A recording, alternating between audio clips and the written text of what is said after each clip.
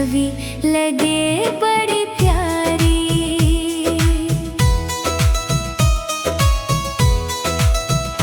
तेरे नाम की ज्योति जलाऊं, दिल में प्रेम का दीप सजाऊं।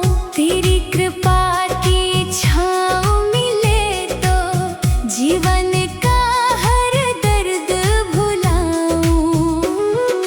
राधे राधे गाऊं मैं, तेरे चरणों में जाऊं मैं।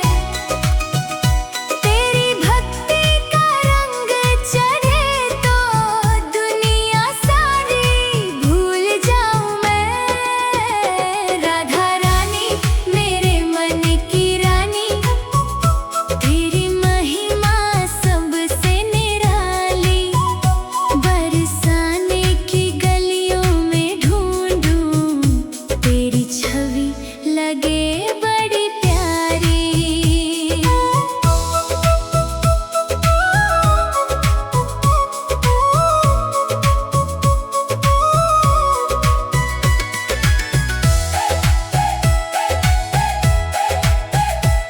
मुरली की धुन जब सुनाई दे, तेरी याद मुझे आई रे।